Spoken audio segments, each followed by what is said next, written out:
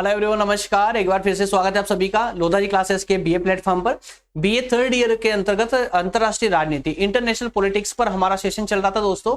अभी लेक्चर हमारे कंटिन्यू ही चल रहे हैं, जिसमें अभी 10 सेशन पर हमारी चर्चा हो चुकी है और आज हम बात करें दोस्तों लेक्चर नंबर 11 पर, जिसमें हम बात करेंगे शीत युद्ध पर। ठीक है ना, कोल्ड वार, जो कि आपके सिलेबस के अकॉर्डिंग ये कहें कि आपके एग्जाम के दृष्टिकोण से भी ये वाला टॉपिक बहुत इंपॉर्टेंट है। एक बात और छोटी सी बता दूं दोस्तों, अगर आप बेसिकली तो हम जो है बीए थर्ड ईयर का सिलेबस को फॉलो करते हुए अंतरराष्ट्रीय राजनीति को कंप्लीट करने का प्रयास कर रहे हैं, लेकिन दोस्तों हो सकता है कि आप बीए थर्ड ईयर में ना हो, बीए के किसी अन्य ईयर में आपकी यूनिवर्सिटी अगर आपको अंतरराष्ट्रीय राजनीति पढ़ा रही है, या फिर आप एमए कर रहे हैं, या BCom, BSc, BA LLB, BBA, या आप प्रतियोगी परीक्षाओं की तैयारी कर रहे हैं, तो भी दोस्तों हमारे ये सेशन आपको उसी प्रकार से आपके लिए हेल्पफुल होंगे जितने कि बीए थर्ड ईयर वालों के लिए है। ठीक है ना, तो आप अपने सिलेबस के अनुसार टॉपिकों को मैच करते हुए हमारे सभी सेशनों को फॉलो कर सकते हैं और व्यवहारिक अध्ययन का लाभ आप ले सकते हैं। चलिए दोस्तों, शुरू करते हैं अपने सेशन को। अंतरराष्ट्रीय राजनीति में शीत युद्ध। तो वैसे तो ये जो शीत युद्ध वाला कंसेप्ट है, इससे लगभग आप लोग परिचित हैं। अच्छा, सेकंड यूनिट का थर्ड टॉपिक आज होने जा रहा है दोस्तों। इसी आज के इस टॉपिक के बाद में आपकी सेकंड यूनिट कंप्लीट हो जाएगी बीए थर्ड ईयर के सिलेबस के अकॉर्डिंग अगर हम बात करें तो। चलिए अब जान लेते हैं कि हमें आज के इस टॉपिक में पढ़ना क्या क्या है ना, मतलब पूरे टॉपिक का हमारा इसका सारांश क्या है, कुल मिलाकर के हमें इस आज के सेशन में हमें देखना क्या क्या है। सबसे पहले हम बात करेंगे शीत युद्ध के अर्थ की, शीत युद्ध को सिंपल वे में समझने का प्रयास करेंगे। उसके बाद देखेंगे शीत युद्ध का प्रारंभ किस प्रकार से हुआ, मतलब इसके कितने चरण थे। 5 लगभग चरण थे, पांचों चरण पर हम पूरे विस्तार से चर्चा करने वाले हैं। उसके बाद शीत युद्ध का प्रभाव, उत्पत्ति के कारण क्या रहे हैं, उसके बाद शीत युद्ध का प्रभाव। तो ये 4 कंसेप्ट ही हमारे एग्जाम के लिए सबसे मोस्ट है, इंपॉर्टेंट है। इनको अगर हम चारों कंसेप्ट को अगर हमने समझ लिया तो हमारा ये टॉपिक पूरी तरह से कंप्लीट हो जाएगा। चलिए दोस्तों, शुरुआत करते हैं अपने सेशन की। शीत युद्ध से हम क्या समझते हैं। सबसे पहला क्वेश्चन, शीत युद्ध क्या है। देखिए, थ्योरेटिकल पार्ट मैंने आप लोगों को दिया हुआ है, और जो मुझे कंटिन्यू फॉलो करते हैं वो भली भांति रूप से जानते हैं कि हमारा जो सेशन है, जो अध्ययन है, ये पूरी तरह से सटीक है दोस्तों, पूरी तरह से सटीक है। एक सेकंड, है ना, तो इसमें कोई भी डिफिकल्टीज, आपको नोट्स पढ़ने में कोई डिफिकल्टीज फेस नहीं करनी होती है। आप लोगों को एकदम क्लियर वे में और एकदम इजी वे में आप लोगों को ये सब समझ आता है। तो इसलिए जो डेटा मैं आपको प्रोवाइड कर रहा हूं, ये आपके एग्जाम के दृष्टिकोण से, कि ताकि आप एग्जाम के समय रिवीजन कर सके। ठीक है ना, लेकिन इसका जो अध्ययन है वो पूरा व्यवहारिक समझना बहुत आवश्यक है आप लोगों के लिए, क्योंकि अगर आप व्यवहारिक अध्ययन इसका समझ लेते हैं, व्यवहारिक रूप से अगर किसी टॉपिक को समझ लेते हैं, तो फिर आपको उस टॉपिक को समझने में, पढ़ने में, चाहे किसी भी पुस्तक से फिर आप उस टॉपिक को कंप्लीट करें, आपको प्रॉब्लम नहीं आएगी। चलिए बात करते हैं दोस्तों शीत युद्ध की। शीत युद्ध का मतलब क्या है। सबसे पहले तो देखिए, आप ये समझ लीजिए कि जहां युद्ध शब्द आता है, युद्ध का मतलब क्या होता है। युद्ध का मतलब सिंपल होता है कि जब दो पक्षी, 2 या 2 से अधिक पक्षों के बीच में अस्त्र शस्त्रों से, मतलब हथियारों से जब कोई लड़ाई लड़ी जाती है ना, तो सामान्य अर्थों में हम उसको युद्ध बोल देते हैं। लेकिन शीत युद्ध, अब ये शीत युद्ध की धारणा क्यों इसमें ऐड होती है। तो दोस्तों, ये शीत युद्ध जो शब्द है, इसका प्रयोग सबसे पहले किसने किया था। सबसे पहले अमेरिका के बर्नार्ड साहब है। कौन है। अमेरिका के बर्नार्ड। इन्होंने 16 अप्रैल 1946 को शीत युद्ध शब्द का पहली बार प्रयोग किया था। अब ये था क्या, ये शीत युद्ध था क्या, क्योंकि उस समय में 1946 के समय में जब बर्नार्ड ने शीत युद्ध शब्द, उस परिस्थिति को, एक विशेष परिस्थिति जो बन रही थी उस समय, उस परिस्थिति को जब शीत युद्ध नाम दिया, तो वो परिस्थिति क्या थी जिसे बर्नार्ड ने शीत युद्ध कहा, उस परिस्थिति को ही हमें समझना है। तो इसको कैसे समझेंगे, अब समझिए इसको, कि जब द्वितीय विश्व युद्ध समाप्त हुआ, दूसरा विश्व युद्ध जब समाप्त हुआ, तो समाप्त होने के तुरंत बाद ही दोस्तों एक अजीब सा माहौल बनने लगा पूरे विश्व में, पूरी दुनिया में एक माहौल बनने लगा।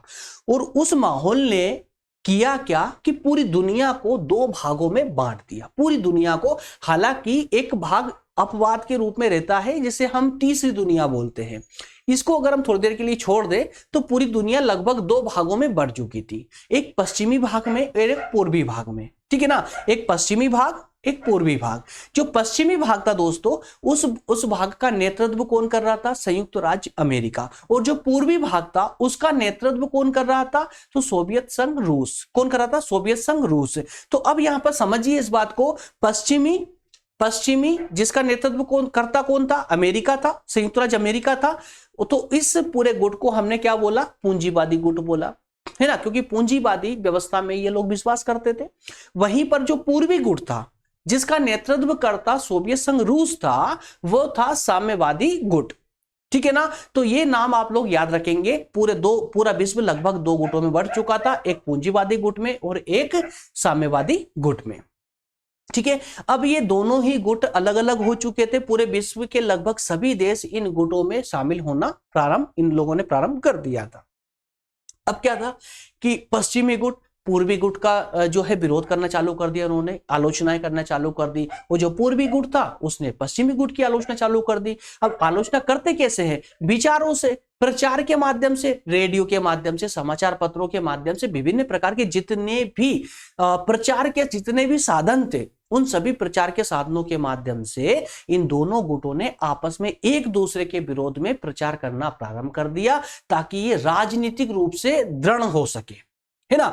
दोनों शक्तियां आपसी जो संबंध थे, आपस में दोनों जो गुट थे, या कहें कि दोनों जो आपसी महाशक्तियां थी, इनके जो आपसी संबंध जिस प्रकार से इन्होंने अभिव्यक्त किए एक दूसरे के विरुद्ध में, उन संबंधों को ही हमने यहां पर शीत युद्ध कहा है। समझिए बात को, दोनों महाशक्तियां मतलब दोनों गुट, है ना, एक तरफ अमेरिका एक तरफ रूस। तो इन दोनों के जो आपस में जो इन दोनों ने संबंध, इन दोनों के जो आपसी जो संबंध थे, उन संबंध की जो अभिव्यक्ति हुई, जिस प्रकार से इन्होंने आपसी संबंधों को दर्शाया, उन संबंधों को ही हमने यहां पर शीत युद्ध नाम दिया। क्यों? क्योंकि दूसरे विश्व युद्ध के बाद में इन दोनों महाशक्तियों के संबंध एक दूसरे के प्रति जो है ना कटुता से भर चुके थे, कटुता से भर चुके थे, है ना। एक दूसरे के बीच में जो है बहुत ज्यादा मतभेद हो गए थे, बहुत ज्यादा ये एक दूसरे से रुष्ट हो चुके थे।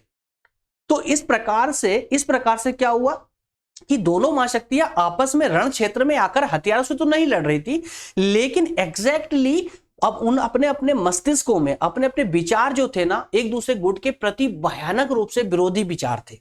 ठीक है ना। तो कुल मिलाकर हम ये बोल सकते हैं कि शीत युद्ध का मतलब क्या हुआ कि यहां पर हथियारों का इस्तेमाल तो नहीं कर रहे थे आपस में लड़ने के लिए, लेकिन ये अपने विचारों का इस्तेमाल कर रहे थे। तो विचारों के माध्यम से लड़ा जाने वाला युद्ध, जिसका रण क्षेत्र मानव का मस्तिष्क था, उसे ही हम शीत युद्ध के नाम से जानते हैं। आई होप इतना मैटर आपका क्लियर होगा। ठीक है ना। व्यवहारिक रूप से थ्योरेटिकल पार्ट आपके सामने है, क्लियर है। तो दोस्तों ये जो शीत युद्ध था, ये जो शीत युद्ध, आप कहानी को थोड़ा सा और आगे बढ़ाते हैं तो ये जो शीत युद्ध था एग्जैक्टली, हालांकि शीत युद्ध के माध्यम से दोनों ही महाशक्तियां, या कहें कि प्रत्येक देश नरसंहार मतलब खून खराबे से तो बच गए, लेकिन इनके जो युद्ध का जो मकसद था, जो उद्देश्य था, वो उद्देश्य इनका शीत युद्ध से पूरा होने लगा। तो इसलिए हम ये बोल सकते हैं कि शीत युद्ध नरसंहार से बचते हुए युद्ध की मानसिकता प्राप्त करने का एक नया तरीका था। शीत युद्ध भले ही विचारों से लड़ा जा रहा था, लेकिन वास्तविक रूप से युद्ध क्यों लड़ा जाता है? अपने आप की स्थिति दृढ़ करने के लिए, अपनी शक्ति अंतरराष्ट्रीय स्तर पर बढ़ाने के लिए, है ना। इन आर्थिक रूप से, राजनीतिक रूप से प्रभावशाली बनने के लिए युद्ध लड़ा जाता है। तो शीत युद्ध में क्या हो रहा था? एक दूसरे के विरोध में प्रचार करके और विभिन्न देशों को अपनी ओर आकर्षित करना। इससे उस देश की राजनीतिक स्थिति दृढ़ होगी, आर्थिक स्थिति भी दृढ़ होगी। जब राजनीतिक स्थिति दृढ़ होती है तो आर्थिक स्थिति अपने आप दृढ़ हो ही जाती है ना। तो इन सब कारणों से हम यह कह सकते हैं कि शीत युद्ध मतलब कि खून खराबे से तो बच गए ये लोग, लेकिन इन्होंने युद्ध के माध्यम से जो इनका लक्ष्य था उसको प्राप्त करने का ये शीत युद्ध एक प्रकार की नई तकनीक थी, नई कला थी, है ना। इस युद्ध में हालांकि बारूद के गोले या बंदूकों का प्रयोग तो नहीं हुआ, लेकिन कागज के गोलों का प्रयोग हुआ, पत्रिकाओं का प्रयोग हुआ, रेडियो का प्रयोग हुआ, या कहें कि प्रचार के जितने भी साधन हैं उन सभी साधनों का प्रयोग इसमें होने लगा। इसमें दोनों गुट शांतिपूर्ण राजनीतिक संबंध रखते हुए, है ना। ऐसा भी नहीं कि जब आमना सामना कभी होता है इन दोनों गुटों का या दोनों देशों का, तो आमने सामने ये जो है बहुत मीठे बोल बोलेंगे, मीटेबल मतलब कि जिससे कि शांति व्यवस्था बनी रहे, लेकिन वास्तविकता इसके एकदम विपरीत थी। ये हर एक तरीके से शस्त्रों को छोड़ करके, वास्तविक लड़ाई को छोड़ करके, और हर एक तरीके से ये एक दूसरे को निर्बल करने का प्रयास कर रहे थे, राजनीतिक स्तर पर नीचे गिराने का प्रयास कर रहे थे। यही था शीत युद्ध, ठीक है ना। तो शीत युद्ध वास्तविक रूप अगर देखा जाए इसका, तो ये सिर्फ एक विचारों के माध्यम से लड़ा जाने वाला युद्ध था, विचारात्मक युद्ध था, ठीक है। इसमें इसमें एक महाशक्ति दूसरे के खिलाफ घृणित विचार प्रसारित करती है। क्लियर है। तो इस प्रकार से दोस्तों ये था हमारा शीत युद्ध का अर्थ। तो शीत युद्ध का मतलब सिंपल सा, विचारों के माध्यम से लड़े जाने वाला युद्ध, जिसका रण क्षेत्र मस्तिष्क होता है, व्यक्ति का मस्तिष्क होता है। किस किस के बीच में लड़ा जा रहा था ये? दूसरे विश्व युद्ध के बाद में दो गुटों के बीच में, एक तरफ पूंजीवादी गुट था और एक तरफ साम्यवादी गुट था, ठीक है ना। और इस शीत युद्ध का प्रभाव क्या पड़ा? शीत युद्ध का प्रभाव यह पड़ा कि खून खराबे से तो विश्व बच गया, लेकिन युद्ध के जो लक्ष्य थे वो वास्तविक रूप से प्राप्त होने लगे थे, और पूरा विश्व अब धीरे धीरे जो शीत युद्ध के कारण दोनों देश, दोनों गुटों में शामिल होना प्रारंभ कर चुके थे ये, ठीक है ना। चलिए अब इसके बाद आगे बढ़ते हैं दोस्तों। तो अब हमारा जो मेन कंसेप्ट है शीत युद्ध का, वो देखेंगे कि शीत युद्ध किस प्रकार से प्रारंभ हुआ और किस प्रकार से ये शांत हुआ, मतलब शीत युद्ध कैसे कैसे बढ़ा और कैसे कैसे कम हुआ, कैसे कैसे इन दोनों गुटों के बीच में संघर्ष ने जन्म लिया, किस प्रकार से बढ़ा। तो ये सारे जो संघर्ष की कहानी है, संघर्ष के उदय से लेकर के संघर्ष के पतन तक की जितनी भी कहानी है, इस पूरी कहानी को दोस्तों हम पूरे 5 चरणों में पढ़ने वाले हैं। तो पहले चरण में हम चर्चा करेंगे 1945 से 1950 तक की, ठीक है ना। मतलब 5 वर्षों के इस काल को देखेंगे। इस 5 वर्षों के इस काल में किस प्रकार से संघर्ष ने जन्म लिया, दोनों गुटों के बीच में किस प्रकार संघर्ष ने जन्म लिया। क्योंकि जो 1945 जो प्रथम डेट है, ये जो है दूसरे विश्व युद्ध के समाप्ति के समय की ही डेट है ना। तो 1945 दूसरे विश्व युद्ध के काल की समय है, काल का समय है। तो इस समय में ही संघर्ष ने उत्पन्न होना प्रारंभ कर दिया था। दूसरे काल में हम 1950 से आगे कहानी देखेंगे, मतलब 3 साल आगे बढ़ेंगे, 1950 से 1953 की बात करेंगे। तीसरा चरण आता है 1953 से 1959 का, ठीक है ना। थोड़ा लंबा रहता तीसरा चरण। उसके बाद चौथा चरण आता है 1959 से 1962, वही 3 साल के लिए। फिर 5वां चरण आता है 1962 से 1972, थोड़ा लंबा समय रहता है, इसमें भी 10 साल के लगभग का, ठीक है ना। तो इस प्रकार से ये 5 चरणों के माध्यम से हम शीत युद्ध के जिन कारणों से शीत युद्ध प्रारंभ होता है, मतलब शीत युद्ध जो संघर्ष था, शीत युद्ध एक प्रकार का, उस संघर्ष की शुरुआत से लेकर के उस संघर्ष के पतन तक की कहानी हम इन्हीं 5 चरणों में समझने वाले हैं। तो सेशन में थोड़ा सा बने रहे और थोड़ा सा अपना कॉन्सेंट्रेशन बनाकर रखे, 5 चरणों को व्यवहारिक रूप से समझने का प्रयास करना, ठीक है ना। चलिए पहले चरण पर अगर बात करें दोस्तों, तो पहला चरण जो है पूरा ओपन कर लेते हैं, फिर लेते हैं पेन।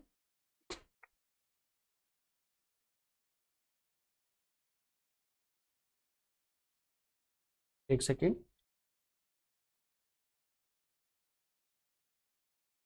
ओके, पहला चरण प्रथम चरण में 1945 से 1950 तक की कहानी है। अब इसमें होता क्या है, जैसे ही दूसरा विश्व युद्ध समाप्त हुआ, दूसरा विश्व युद्ध समाप्त होने के बाद में जो रूस था, अब जैसा कि आपने पहले इसके अर्थ में समझा था कि रूस साम्यवादी शासन व्यवस्था को अपना रखा था उसने, साम्यवादी शासन व्यवस्था को।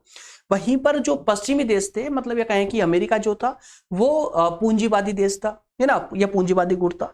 तो एक दूसरे की नीतियों की आलोचना करना तो इनकी प्रथा सी बन गई थी, एक दूसरे की नीतियों की आलोचना करना इनकी प्रथा सी बन चुकी थी। एक सेकेंड।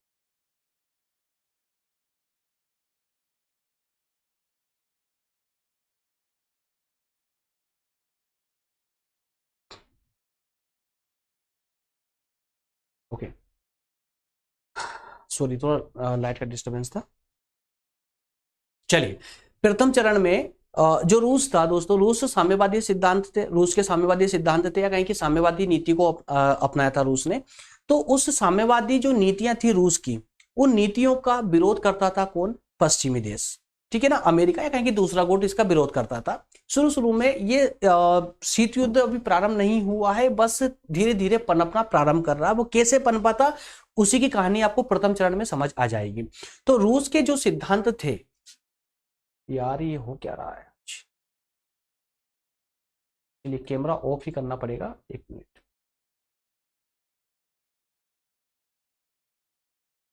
चलिए अब जरा आइए इस पर। तो रूस के साम्यवादी सिद्धांतों से यूरोप के कई देश असहमत थे। मतलब कहने का मतलब यह हुआ कि रूस की जो नीतियां थी, साम्यवादी नीतियां है ना, वो साम्यवादी नीतियां किसी ना किसी प्रकार से जो पूंजीवादी नीतियां थी अमेरिका की, उनका विरोध करती थी, अप्रत्यक्ष रूप से विरोध करती थी। इसी कारण से जो यूरोप के देश थे, या कहें कि जो पश्चिमी देश थे जिनका नेतृत्व करता अमेरिका था, वो देश अब इस रूस की नीतियों से असहमत होने लगे थे। और ये असहमत होते हुए भी ये चुप बैठे हुए थे। लेकिन इनकी चुप्पी कब टूटी? किनकी? यूरोपीय देशों की चुप्पी कब टूटी दोस्तों? जब जब रूस ने 1945 में पोलैंड पर अधिकार कर लिया, पोलैंड पर अधिकार कर लिया। क्योंकि अब 1945 से पहले तक रूस ने अप्रत्यक्ष रूप से कहे कि हाँ, अप्रत्यक्ष रूप से ही वहां पर अपनी सरकार बना रखी थी, अस्थायी सरकार बना रखी थी। क्योंकि पोलैंड में कुछ संघर्ष चल रहा था, है ना, स्थायी सरकार नहीं बन पा रही थी।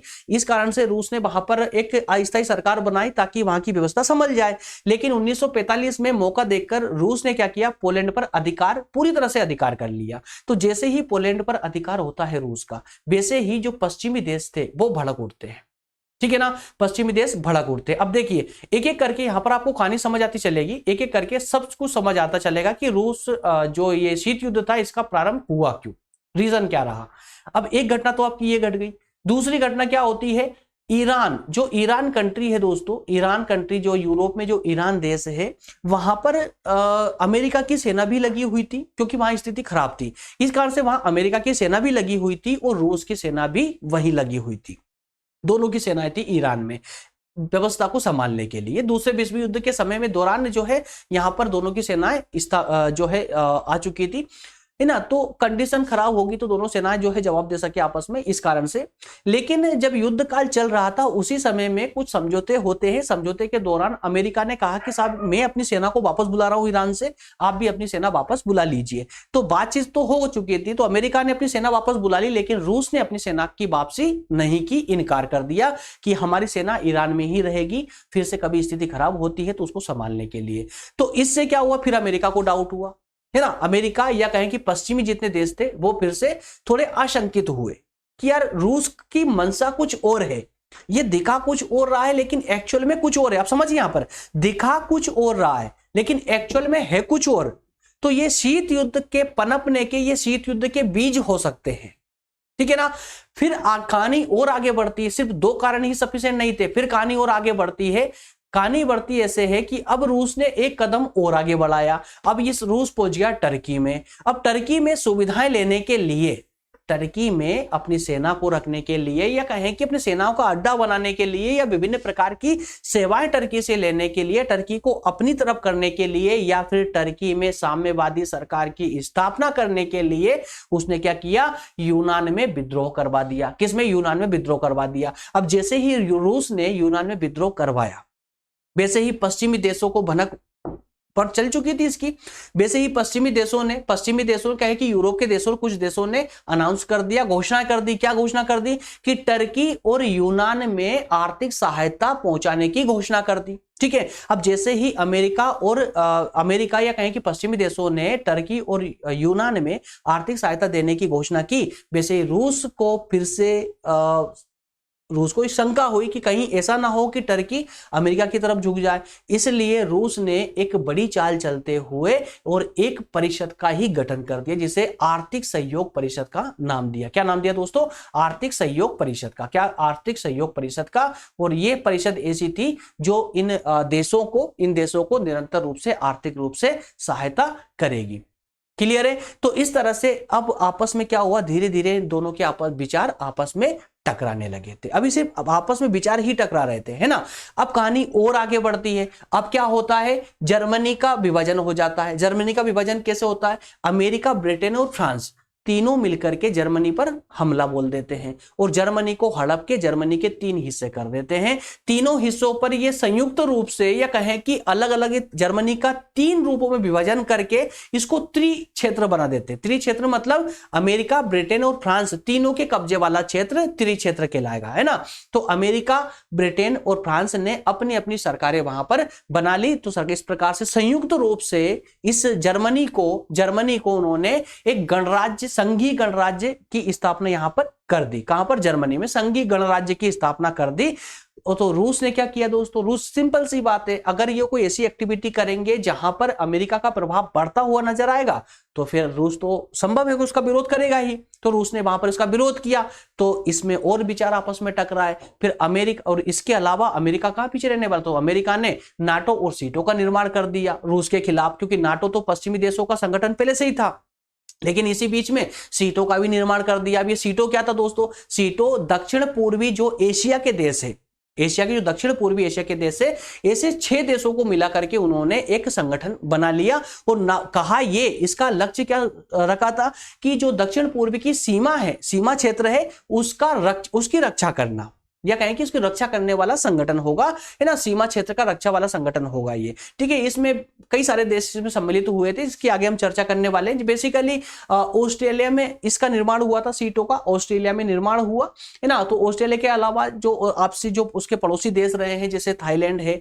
ना, इसमें पाकिस्तान भी सम्मिलित था। इंडिया इसका सीटों का सदस्य नहीं था, याद रखेंगे आप लोग, सीटों का सदस्य भारत नहीं था, पाकिस्तान था, न्यूजीलैंड था, इसके अलावा ऑस्ट्रेलिया तो था ही, इसके अलावा थाईलैंड था, थाईलैंड के अलावा अमेरिका और यूनाइटेड किंगडम। इस प्रकार से 6 मेंबर इसके उस समय में हुआ करते थे, ठीक है ना। तो इससे रूस जो था और ज्यादा भड़कने लगा, और ज्यादा भड़का। और इसकी तुरंत इसके बाद में दोस्तों अगर हम बात करें रूस की, तो अब रूस ने क्या किया? तो रूस ने भी भाई चीन को सपोर्ट किया और चीन में साम्यवादी सरकार की स्थापना करवा दी। कहां पर? चीन में। अब जैसे ही चीन ने रूस की शरण ली, वैसे ही अमेरिका चीन के विरुद्ध में हो गया, और चीन को अब संयुक्त राष्ट्र मतलब यूएनओ का सदस्य बनने से अमेरिका अब रोकने लग गया था चीन को। तो इस प्रकार से एक दूसरे के विचार आपस में प्रथम चरण में टकराते हुए नजर आते हैं। इन 5 सालों में दोनों देशों के आपस में विचार टकराते हुए नजर आते हैं।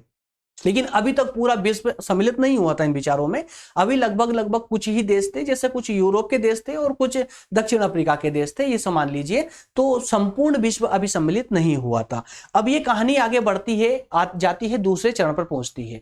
दूसरा चरण था छोटा लेकिन बहुत इंपॉर्टेंट था दोस्तों। इसमें कुछ घटनाएं ऐसी घटती है जो कि शीत युद्ध को जन्म दे देती है। पहले चरण में शीत युद्ध का जो क्षेत्र था वो बहुत सीमित था, है ना, क्योंकि कुछ यूरोप और अब पूर्वी अमेरिका के ही कुछ देश थे, वो सब पूर्वी अमेरिका तक ही ये सब सिर्फ सीमित था ये। लेकिन दूसरे चरण में इसका प्रभाव एशिया में भी पहुंच चुका था। एशिया में, क्योंकि सीटों का निर्माण हुआ, एशिया में भी पहुंच चुका, ठीक है ना। अब कहानी आती है कोरिया की। अब कोरिया तो आपको बताने की आवश्यकता नहीं है, कोरिया कहां पर है ना, कि और कोरिया तो बहुत प्रचलित रहता है हमेशा उसके तानाशाही शासक के कारण, ठीक है ना। तो इस कोरिया का भी दोस्तों विभाजन हो चुका था, कोरिया का भी विभाजन हो चुका था। एक तरफ इस कोरिया, अभी भी आप जानते हैं दोस्तों, वर्तमान में भी कोरिया जो है 2 भागों में बटा हुआ है, उत्तरी कोरिया और दक्षिण कोरिया। तो उत्तरी कोरिया पर किसका प्रभाव था? रूस का। और दक्षिणी कोरिया पर प्रभाव था अमेरिका का, ठीक है ना। तो उत्तरी कोरिया पर रूस का प्रभाव था और दक्षिण कोरिया पर जो है अमेरिका का प्रभाव था। इन दोनों ने अपनी सहमति से वहां पर सरकारें बना दी। अब सोचिए कि देश एक ही था कोरिया, वो दोनों गुटों ने, कहें कि दोनों देशों ने, दोनों महाशक्तियों ने अपने अपने अनुसार सरकारें बना करके उस देश को ही आपस में लड़वा दिया। तो रूस के सहयोग से 1950 में उत्तरी कोरिया ने दक्षिणी कोरिया पर आक्रमण कर दिया, और यह आक्रमण करने से अब जो विचारों का टकराव प्रारंभ हुआ, यहीं से शीत युद्ध की शुरुआत मानी जाती है। और जो ये कोरिया, उत्तरी कोरिया ने दक्षिण कोरिया पर आक्रमण किया था, ये लगभग 3 साल तक दोस्तों ये युद्ध कंटिन्यू रहा, चलता रहा।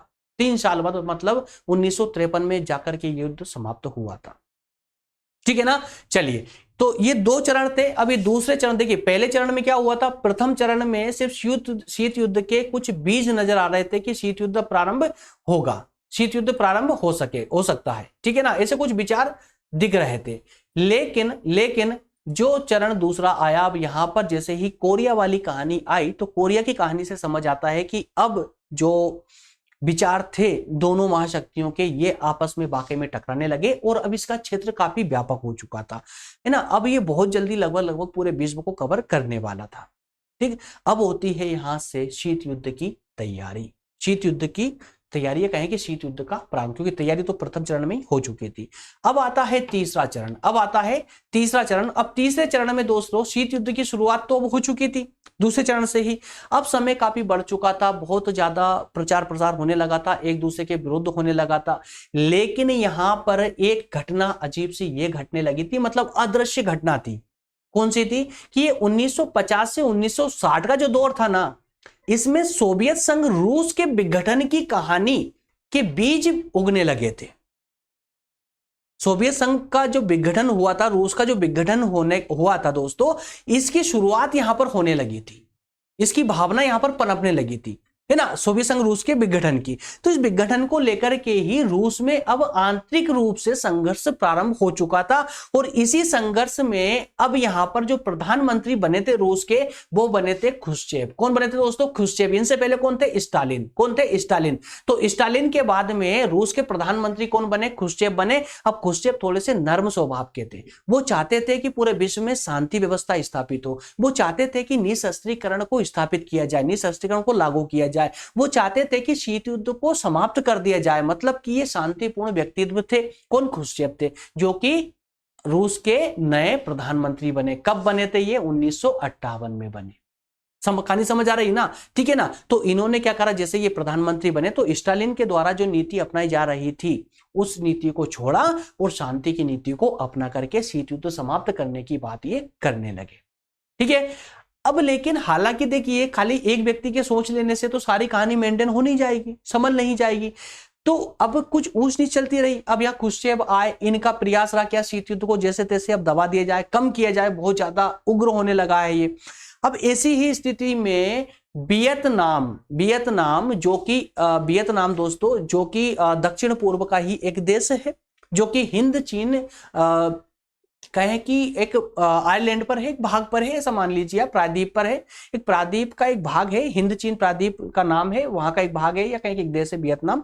तो वहां पर जो है रूस और यूरोपीय देशों का शीत युद्ध भयानक रूप से चल पड़ा, क्योंकि दूसरे विश्व युद्ध ने लगभग पूरे विश्व को कवर कर लिया था, है ना। अब हर एक पूरे विश्व पर दोनों ही गुटों का प्रभाव था। तो वियतनाम पर भी दोनों ही देशों के दोनों ही गुटों का या दोनों ही महाशक्तियों का प्रभाव था। तो इस वियतनाम में जो संघर्ष चल रहा था, यहां पर शीत युद्ध और ज्यादा उग्र होने लगा। लेकिन इस संघर्ष को दबाने के लिए 1954 में एक संधि हो चुकी थी, एक सम्मेलन हुआ था जेनेवा में। उस जेनेवा के सम्मेलन में इस वियतनाम वाला जो संघर्ष था, इसके बारे में समझौता हो गया, ये शांत होने लगा। ठीक है ना। वो शांत हुआ कैसे? वियतनाम का विभाजन करके, इसका विभाजन कर दिया। अब वियतनाम का विभाजन कर दिया, लेकिन इसके उत्तर में एक देश था, वियतनाम के उत्तर में एक देश था जिसका नाम था लाओस, और इसके समाप्त कीजिए पश्चिम में एक देश था जिसका नाम था कंबोडिया। अब इस पर भी अधिकार थे, तो इन दोनों देशों को, लाओस और कंबोडिया को भी क्या कर दिया? स्वतंत्र कर दिया। वियतनाम का जो है विभाजन कर दिया। इस प्रकार से इस परिस्थिति को जैसे तैसे संभाल करके माहौल को ठंडा करने का प्रयास किया। ठीक है ना। लेकिन 1954 में जब जेनेवा का सम्मेलन हुआ था, उसी समय में अमेरिका ने सीटो की स्थापना कर दी। सीटो मैंने जस्ट अभी पहले बताया था आपको, क्या था ये? दक्षिण पूर्वी एशिया के देशों का संगठन था, है ना। तो सीटो का स्थापना कर दी। अब रूस क्यों बर्दाश्त करेगा इसको? सीटो जब, यार देखिए, क्योंकि एशिया पर प्रभाव किसका रहेगा? बेसिकली किसका रहना चाहिए था? रूस का रहना चाहिए था, क्योंकि उससे सब उसके पड़ोसी देश ही है। लेकिन वहां पर अमेरिका आकर बैठ रहा है, एक संगठन बना रहा है उन देशों का, है ना। तो हालांकि इसमें भारत इसका सदस्य नहीं था, लेकिन यहां पर जो संगठन बनाया, इस संगठन के अलावा 1955 में और 58 में इन पश्चिमी देशों ने और भी बगदाद पैक्ट बनाया। किसके खिलाफ? रूस के खिलाफ। तो रूस कहां चुप बैठने वाला था, उसने भी वार्सा पैक्ट की स्थापना कर दी। अभी वार्सा पैक्ट क्या था? जैसे अमेरिका ने चाल चली थी कि दक्षिण पूर्वी एशिया देशों का संगठन बनाने की, वैसे ही रूस ने चाल चली। रूस ने क्या किया कि जो पूर्वी यूरोपीय जो देश थे उनको मिला करके एक संगठन, अपना संगठन बना लिया, जिसको नाम दिया क्या? Warsaw pact. ठीक है ना। तो कहानी आगे बढ़ती है। 1955 में रूस ने पश्चिमी जर्मनी की सरकार को मान्यता दी। अब देखिए कहानी क्या है दोस्तों, ये संघर्ष तो ठीक है, सीटो बीटो वाला संघर्ष ठीक है, वियतनाम का तो मामला शांत हो ही चुका था, लेकिन सीटो बीटो वाला अभी चल रहा था, उसके खिलाफ, उसके जवाब में रूस ने वार्सा पैक्ट को लाकर रख दिया, ठीक है ना। लेकिन फिर भी परिस्थिति को जैसे तैसे मेंटेन करना था, तो मेंटेन करने के लिए रूस ने क्या किया दोस्तों, रूस ने जो पश्चिमी जर्मनी की सरकार थी उसको मान्यता प्रदान कर दी, और वहीं पर एक स्वेज नहर है दोस्तों, जो कि लाल शहर नाम निकले, सॉरी माफ कीजिएगा, लाल सागर को भूमध्य सागर से कनेक्ट करने वाली एक नहर है जिसका नाम है स्वेज नहर। अब स्वेज नहर पर पूरे यूरोप का जो है अधिकार था, वहां पर ऐसा नहीं था कि पर्टिकुलर किसी एक देश की जो एक देश का वहां पर ये इसका अधिकार हो। तो यहां पर ब्रिटेन और फ्रांस ये दावा कर रहे थे कि ये स्वेज नहर पर सिर्फ और सिर्फ हमारा जो है अधिकार है, तो इस कारण से ये इस स्वेज नहर का राष्ट्रीयकरण करना चाहते थे, और इस राष्ट्रीयकरण के अमेरिका भी इससे संतुष्ट नहीं था। तो ऐसी परिस्थिति में रूस ने भी क्या कर दिया, इसका समर्थन नहीं किया। किसका? ब्रिटेन और फ्रांस का राष्ट्रीयकरण का समर्थन नहीं किया, है ना। इससे अमेरिका को थोड़ा अच्छा लगा। तो ये स्थिति जो थी वो लगभग तीसरे चरण में संभलने सी लगी थी, है ना, संभलने से लगी थी। कहीं संघर्ष चल रहा था, कहीं पर इनके एक दूसरे के समर्थन हो रहे थे। तो ये जैसे तैसे परिस्थिति अब थोड़ी सी कंट्रोल में आ रही थी, और शीत युद्ध कंट्रोल में हो रहा था। शीत युद्ध धीरे धीरे कम होता जा रहा था। लेकिन अब आता है चौथा चरण। अब चौथे चरण में ने तो दोस्तों इसका जो है पतन ही मान लीजिए कि लगभग कंट्रोल खत्म ही कर दिया था इसको। चौथे चरण में अमेरिका और रूस ने शीत युद्ध को, दोनों ने मिलकर के शीत युद्ध को कम करने का प्रयास किया। इसी दौरान दोस्तों जो रूस के प्रधानमंत्री थे क्रुश्चेव ने, और अमेरिका के प्रधानमंत्री आइजनहावर ने, इन दोनों ने आपस से एक दूसरे देशों की यात्राएं करना प्रारंभ कर दिया, है ना। खुश्चेव ने जो कि रूस के प्रधानमंत्री थे अमेरिका की यात्रा प्रारंभ कर दी, और होवर साहब ने जो कि अमेरिका के राष्ट्रपति थे, इन्होंने रूस की यात्रा प्रारंभ कर दी। लेकिन एक कंडीशन और खड़ा हो जाती है। हालांकि पेरिस में शिखर सम्मेलन हुआ था, इससे और भी शीत युद्ध का प्रभाव और ज्यादा कम हो गया था।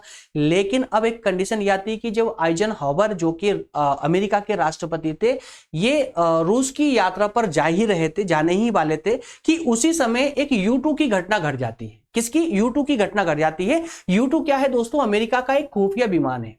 U2 अमेरिका का एक खुफिया विमान है जो रूस पर नजर रखने के लिए जो है उसको छोड़ा गया था, रूस पर नजर रखने के लिए। लेकिन क्या हुआ कि वो इधर से आइजनहावर जो है रूस की यात्रा पर निकल ही रहे थे कि उसी समय उनके पास खबर आती है कि U2 जो विमान था उनका वो पकड़ा गया। रूस ने उसको पकड़ लिया, और रूस को उसने पकड़ा, और पकड़ने के बाद जब उसकी इंक्वायरी हुई तो उस U2 विमान के जो संचालक थे उन्होंने इसको एक्सेप्ट भी किया, इस बात को कि हमें जो है रूस के सैनिक अड्डों पर नजर रखने के लिए हमें अमेरिका के द्वारा संचालित किया गया था। तो इससे संबंध थोड़े से कटु होने लगे। लेकिन फिर भी यहाँ पर रूस के जो प्रधानमंत्री थे खुश्चेव, इन्होंने अपनी समझदारी का परिचय दिया, और चूंकि शीत युद्ध को समाप्त ही करना था इसलिए इस घटना को ज्यादा बढ़ावा नहीं दिया, जिससे से शांत करने का प्रयास किया। तो खुश्चेव की समझदारी कहें या कुछ रणनीति कहें, इन सब कारणों से U2 विमान की जो घटना थी ये भी लगभग शांत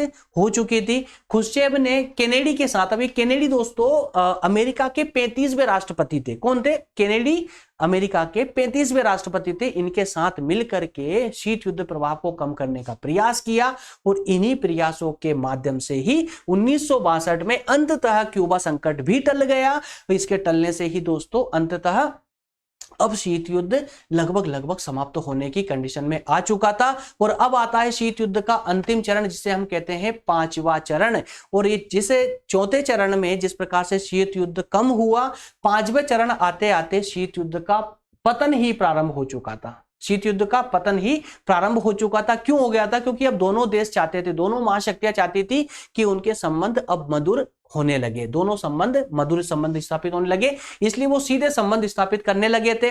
और इसी दौरान में परमाणु हथियारों के परीक्षणों पर, या कहें कि परमाणु हथियारों के जो परीक्षण हो रहे थे उन पर रोक लगाने वाली बैठकें होने लगी थी, मतलब संधियां होने लगी थी, और इस माध्यम से ये सीधे संबंध स्थापित करने लगे थे। इसी के साथ में 1964 में वियतनाम युद्ध और 1967 में अरब इजराइल युद्ध के कारण दोनों में शीत युद्ध फिर से बढ़ने की संभावना नजर आ रही थी। लेकिन जर्मनी की राजधानी बर्लिन संकट जो है 1969 तक टलता नजर आया। 1972 में जो है दोनों में समझौते हुए, पूर्वी पश्चिमी जर्मनी में भी समझौता हो गया, शीत युद्ध में कमी आने लगी। इस प्रकार से दोस्तों शीत युद्ध समाप्ति का दौर कंप्लीट हुआ, शीत युद्ध समाप्ति का दौर कंप्लीट हुआ। तो ये 5 चरण थे, इन 5 चरणों में दोनों महाशक्तियों के बीच में भयानक संघर्ष छिड़ता रहा। ठीक है ना। आगे की कहानी है दोस्तों, 2 बिंदु हमारे विशेष रूप से छूटे हुए। एक बिंदु है शीत युद्ध उत्पत्ति के कारण, शीत युद्ध उत्पत्ति के कारण, और दूसरा है हमारा शीत युद्ध के प्रभाव। तो क्या कारण थे जिनसे शीत युद्ध उत्पन्न हुआ, एग्जैक्टली उन कारणों पर फोकस करेंगे। अभी हमने शीत युद्ध का जो 5 चरण थे, किन चरणों में ये संघर्ष प्रारंभ हुआ, कैसे उग्र हुआ, फिर कैसे शांत हुआ और कैसे इसका पतन हुआ, उस सारी प्रक्रिया को हमने 5 चरणों में समझने का प्रयास किया। अब हम बात करेंगे शीत युद्ध की उत्पत्ति के कारण, और लास्ट में हम देखेंगे शीत युद्ध के प्रभाव क्या पड़ा है। ठीक है ना। तो दोनों को दोस्तों हम इसको सेकंड पार्ट में देखेंगे, नहीं तो सेशन ज्यादा लंबा होने की संभावना हो जाएगी। क्लियर है। तो फर्स्ट पार्ट में आपने ये 2 पॉइंट हमने क्लियर किए हैं, सेकंड पार्ट में हम उत्पत्ति के कारण और उसके प्रभाव पर फोकस करेंगे। ठीक है दोस्तों, अगर आप जो है लाइव नहीं देख रहे हैं तो अब तक हमने इसके डिस्क्रिप्शन में इसके सेकंड पार्ट की लिंक डाल दी होगी। लिंक पर जो डिस्क्रिप्शन में जाइए, वहां पर आपको सेकंड पार्ट की लिंक मिल जाएगी, उसको ओपन कीजिए, सेकंड पार्ट कंटिन्यू आप कर सकते हैं बिना ब्रेक लिए। ठीक है ना। और अगर आप लाइव देख रहे हैं तो थोड़ा सा वेट कीजिएगा, और वेट करने के तुरंत बाद में आपको सेकंड पार्ट भी अवेलेबल करवा दिया जाएगा। थैंक यू दोस्तों, मिलेंगे नेक्स्ट पार्ट में। धन्यवाद।